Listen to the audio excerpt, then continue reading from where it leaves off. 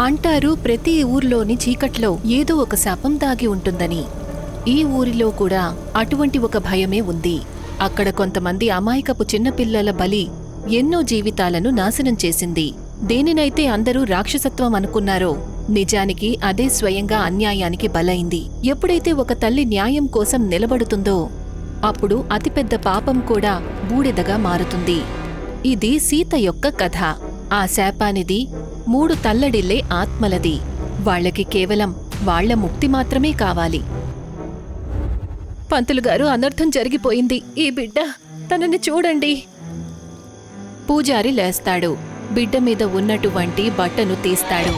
బిడ్డను చూడగానే అతని మొహంలో భయం కనిపిస్తుంది. మళ్ళీనా? ఇది ఆ భయంకరమైన శాపం యొక్క ప్రభావం అమ్మా. బిడ్డ చర్మం లేకుండా పుట్టాడు. అతని శరీరం మాంసంలాగా కనిపిస్తోంది. మనం ఆ 3 పిల్లలని బలిచ్చాము. మరి ఈ శాపం మళ్ళీ ఎలా తిరిగొచ్చింది? ఎందుకంటే రాక్షసుడి తల్లి ఇంకా బతికే ఉంది. సీత బతికి ఉన్నంత వరకు ఈ ఊరు తప్పించుకోలేదు. మనం ఎలాగైనా సీత కోసం వెతకాలి. తనని చంపాల్సిందే. మేఘాలు గట్టిగా గర్జిస్తాయి. ఆ తర్వాత మెరుపులు మెరుస్తాయి. అదే రోజు రాత్రి సీత ఒక పాత చెట్టు వెనుక దాక్కుని కూర్చుంటుంది. తను ఆయాసపడుతూ ఉంటుంది. భయంగా అటూ ఇటూ చూస్తూ ఉంటుంది. అప్పుడే తనకి ఎండుటాకుల మీద ఎవరో నడుస్తున్న శబ్దం వినిపిస్తుంది. తను ఒక చిన్న రాయిని తీసుకొని ఆ మనిషిని ఎదుర్కొనే ప్రయత్నం చేస్తుంది. ఎవరక్కడా? ముందుకు రాకండి, లేదంటే నేను దాడి చేస్తాను. చెట్ల వెనక నుంచి ఒక వ్యక్తి బయటికి వస్తాడు. అది తారా, సీత చెల్లెలు. తారా సీత దగ్గరకు వెళ్తుంది. తనని గట్టిగా హత్తుకుంటుంది. అక్కా, ఆగు, అది నేనే, తారా. ఆ రాయిని కింద పడేయ్. నాకు చాలా భయమేస్తోంది తారా. నేనొక దెయ్యాన్నని ఊరందరూ అనుకుంటున్నారు. నువ్వు ఏడు పాపక్కా. నువ్వు ఇప్పుడు చాలా ధైర్యంగా ఉండాలి. నా బిడ్డ విషయంలో నా తప్పు ఏముంది? పైగా ఆ పూజారి 3 అమాయకపు పిల్లల్ని చంపేశాడు. పూజారి అలాగే అమ్మ నిన్ను పిచ్చిపట్టినట్టు వెతుకుతున్నారు. మనం ఇక్కడ్నుంచి దూరంగా వెళ్ళిపోవాలి. ఇద్దరూ నెమ్మదిగా అడవి లోపలికి వెళ్ళిపోతారు. మందిరంలో పూజారి హోమగుండం ముందు కూర్చొనుంటాడు. అతని దగ్గర కొన్ని విచిత్రమైన వస్తువులుంటాయి. మనిషి పుర్రె, జంతువుల ఎముకలు, ఇంకా నల్లని తాళ్లు. అతను ఏవో మంత్రాలు జపిస్తాడు. మంటల్లో ఎర్రని పౌడర్ వేస్తాడు. గోవు కొంచెం దూరంలో ఉంటుంది. తను చాలా కంగారుగా ఉంటుంది. ఈ విచిత్రమైన పూజ ఏమైనా పనిచేస్తుందా? పశువులవాడు చాలా భయపడుతున్నాడు. ఇది మామూలు పూజ కాదు అమ్మా. ఇది ఆ 3 ఆత్మలను ఆపడానికి ఒక పద్ధతి. పూజారి ఎలాగోలా మంత్రాలు చెప్తూ ఉంటాడు. ఆ 3 అమ్మాయిల ఆత్మలు వాళ్ల ముందుకు వస్తాయి. గోవు కళ్ళు భయంతో పెద్దవవుతాయి. చూడు, తను వచ్చేసింది. తన చర్మాన్ని తిరిగి అడుగుతోంది. మౌనంగా ఉండు. తను మనల్ని ఏమీ చెయ్యలేదు. వాళ్ళ చర్మం నా దగ్గర పూర్తిగా సురక్షితంగా ఉంది. పూజారి ఒక చిన్న చెక్క పెట్టెను తీస్తాడు. ఆ అమ్మాయిల ఆత్మలను చూసి ఒక చిరునవ్వు నవ్వుతాడు. ఈ బాక్సు నా దగ్గర ఉన్నంత వరకు కూడా నా మాయ వాళ్ల మీద ఎప్పుడూ పనిచేస్తోంది. అయితే మనం సీతాని ఎందుకు చంపాలి? సీతని చంపితే ఊరి వాళ్ళ దృష్టి పూర్తిగా మళ్ళీపోతోంది. వాళ్ళు నన్ను దేవుడిగా భావిస్తారు. అమ్మ నెమ్మదిగా తల ఊపుతుంది. ఇప్పుడు ఆమెకు పూజారి పన్నాగం గురించి అర్థమయ్యింది. ఆ ఆడపిల్లల ఆత్మలు కళ్లల్లో కన్నీళ్లతో మాయమైపోతాయి. అడవిలో సీత ఇంకా తార ముందుకు వెళ్తూ పాత నిర్మానుష్యమైన మస్జిద్కి చేరుకుంటారు. ఇద్దరూ అక్కడే కూర్చుంటారు. వాళ్లకి అసలు అర్థం కావట్లేదు ఇప్పుడు వాళ్ల జీవితాలు ఎటు వెళ్తాయని. సీతాకి తన చుట్టుపక్కల ఒక విచిత్రమైన చల్లదనం, అలాగే కంగారుగా అనిపిస్తుంది. తారా, నీక్కూడా చలేస్తోందా? నాకిక్కడ చాలా విచిత్రంగా అనిపిస్తోంది. అవునక్కా, గాలి ఉన్నట్టుండి చాలా చల్లగా మారింది. నిప్పు వెలిగించడానికి కర్రలు తీసుకొస్తాను. ఆ మాట చెప్పి తార అక్కడ్నుంచి వెళ్ళిపోతుంది. కొంత సమయం గడుస్తుంది. సీత అక్కడ ఒంటరిగా కూర్చుని ఉంటుంది. అప్పుడే తనకి తన వెనుక పిల్లలు ఆడుకునే శబ్దం వినిపిస్తుంది. తను ఎప్పుడైతే వెనక్కి తిరిగి చూస్తుందో భయంతో తన గుండె ఆగినంత పనవుతుంది. అక్కడ ఆ 3 ఆడపిల్లల ఆత్మలు ఆడుకుంటూ కనిపిస్తారు. మీరు ఎవరు? వాళ్ళు 3 కూడా ఏమీ మాట్లాడలేదు. బలి ఇచ్చిన ఆ 3 ఆడపిల్లల ఆత్మలవి. వాళ్ళు ముందు ఊరి వైపుకి చూపిస్తారు, ఆ తర్వాత తమ వైపుకు చూపిస్తారు. అన్యాయంగా చంపేసిన ఆ 3 పిల్లలు మీరేనా? మీరు నన్నెందుకు భయపెడుతున్నారు? సీతాకి గాలిలో కొన్ని శబ్దాలు, అలాగే ఏడుపుల శబ్దాలు వినిపిస్తాయి. వాళ్ళేదో చెప్పాలనుకుంటున్నట్టు. మీకు ప్రశాంతత కావాలా? అంతలోనే తార కట్టెలు తీసుకొని అక్కడికి వస్తుంది. తనని చూడగానే ఆత్మలు వెంటనే మాయమైపోతాయి. సీత కళ్ళు అలాగే ఉండిపోతాయి. ఏదో తనకి పెద్ద విషయం అర్థమైనట్టు. తారా, ఆ పిల్లల ఆత్మలు నా వెనక పడట్లేదు. వాళ్ళు తమ చర్మం కోసం వెతుకుతున్నారు. నువ్వసలు ఏం మాట్లాడుతున్నావక్కా? ఇలా కూర్చో, నేను నీకు అర్థమయ్యేలా చెప్తాను. తారా తన దగ్గర కూర్చుంటుంది. తను చెప్పే విషయాలన్నీ శ్రద్ధగా వింటుంది. ఊర్లో పూజారి అలాగే అమ్మ ఆ పెట్టెను తీసుకొని ఇంటి లోపలికి వెళ్తారు. పూజారి మంచం మీద కూర్చుంటాడు. పెట్టెను దాని కింద ఉంచుతాడు. ఆ తరువాత ఇద్దరూ తమ పన్నాగం గురించి మాట్లాడుకుంటారు. మనం తెల్లవారిన వెంటనే అడవిలోకి వేటాడడానికి వెళ్ళాలి. ఈ 3 ఆడపిల్లల ఎముకలు శ్మశానంలో ఉంటాయి, కాని వాళ్ల చర్మం ఇక్కడ నా దగ్గర ఈ పెట్టెలో ఉన్నాయి. ఒకవేళ వాళ్ల ఎముకలు ఇంకా చర్మం ఒకటేసారి కాలిస్తే అప్పుడేమవుతుంది? మూర్ఖురాలా, ఒకవేళ అలా జరిగిందంటే నా తంత్రమంతా ముక్కలవుతుంది. ఆ ఆత్మలు ఎప్పటికీ స్వేచ్ఛను పొందుతాయి. అప్పుడే వాళ్లకి కిటికీ దగ్గర ఎవరో కదిలిన శబ్దం వినిపిస్తుంది. బయట ఎవరున్నారు? బయట ఇంకెవరో కాదు, తారా ఉంటుంది.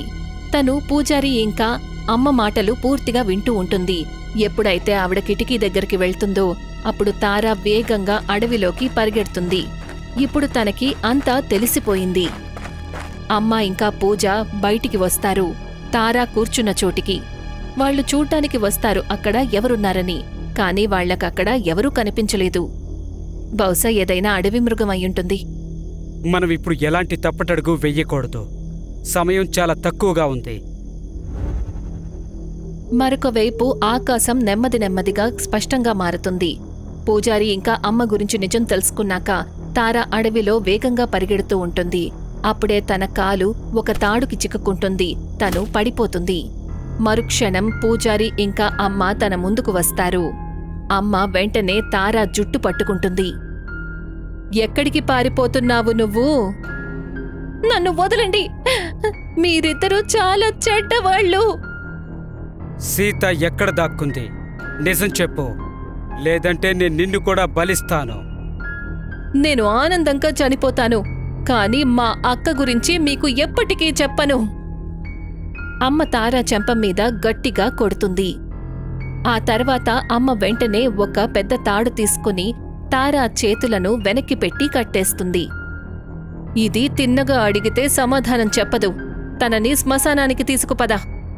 పూజారి కట్టేసిన తాడు పట్టుకుని తారాని దారుణంగా లాక్కెళ్తాడు. వాళ్ళిద్దరూ కోపంగా ఊరు శ్మశానం వైపుకి వెళ్తారు. మరొక వైపు సీత కంగారుగా తారా కోసం ఎదురుచూస్తూ ఉంటుంది. తను అడవిలో ఖాళీ దారుల వైపు చూస్తూ ఉంటుంది. కాని తారా ఎక్కడా కనిపించలేదు. తారా ఈ పాటికి తిరిగొచ్చేసుండాలి కదా. భగవంతుడా, తనని రక్షించు. తను ఎప్పుడైతే వెనక్కి తిరుగుతుందో ఆ 3 ఆడపిల్లల ఆత్మలు తన ముందుకు వస్తాయి. వాళ్ళు అడవిలో మరొక వైపు శ్మశానం వైపుకి సైగలు చేస్తారు. వాళ్ళని చూసి సీత భయంతో వణికిపోతుంది.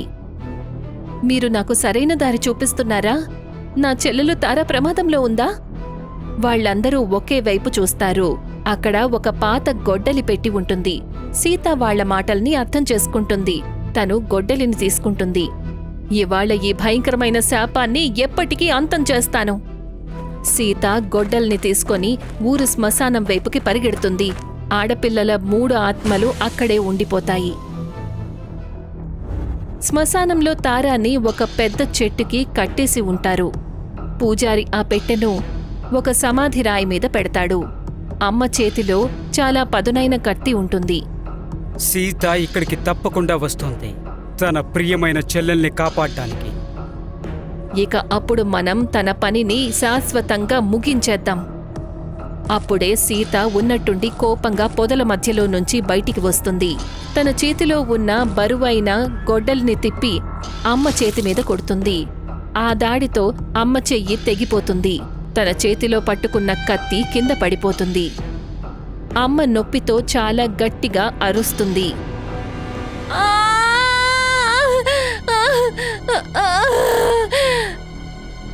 నా చెల్లెల్ని వదిలిపెట్టు! పూజారి తనని ఆపే ప్రయత్నం చేస్తాడు. కాని చేతిలో ఆయుధం పట్టుకొని సీత తన మీదకు దూకుతుంది. సీత చెక్క పెట్టెను తీసుకుంటుంది. అప్పుడే తన దృష్టి ఒకవైపు ఉన్న ఆ 3 ఆడపిల్లల ఎముకల మీద పడుతుంది. వద్దు, వాటిని ముట్టుకోవద్దు. అక్క, ఆ డబ్బాలో ఆ 3 ఆడపిల్లల చర్మం ఉంది. దానిని వాళ్ల ఎముకలతో కలిపి కాలిస్తే వాళ్లకి స్వేచ్ఛ లభిస్తుంది. సీత కోపంగా పూజారి వైపు చూస్తుంది. ఇదే కదా నీ అసలైన శక్తి? ఇవాళ నీ ఈ శక్తిని బూడిద చేస్తాను.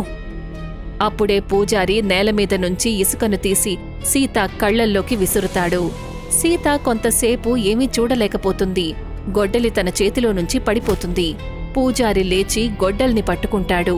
ఎప్పుడైతే సీత మీద దాడి చెయ్యబోతాడో అప్పుడు గాలి గట్టిగా వీస్తుంది. అతన్ని అక్కడే ఆపేస్తుంది. ఆ క్షణమే ఆ 3 ఆడపిల్లల ఆత్మలు ముందుకు వస్తాయి. పూజారిని పట్టుకుంటాయి. పూజారి కళ్ళు భయంతో పెద్దవవుతాయి. ఏంటిది? ఇలా జరగడానికి వీల్లేదు. ఇలా జరగకూడదు. సీత కళ్ళు మళ్ళీ మామూలుగా అవుతాయి. తను వెంటనే ఆ ఆడపిల్లల ఎముకల్ని తీసుకొని అన్నిటినీ హోమగుండంలో పడేస్తుంది.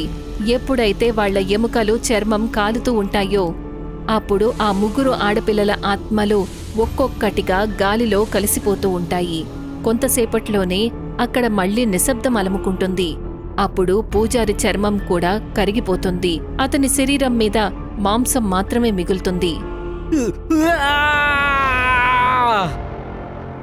సీత వెంటనే తన చెల్లెలికి కట్లు విప్పుతుంది. ఇద్దరూ భయంతో ఒకరిని ఒకరు గట్టిగా హత్తుకుంటారు. అక్కడ పూజారి తను చేసిన దానికి శిక్ష అనుభవించి చనిపోతాడు. కొన్ని నెలల తరువాత ఒక ఆవిడ బిడ్డకు జన్మనిస్తుంది. తను నొప్పితో గట్టిగట్టిగా అరుస్తూ ఉంటుంది.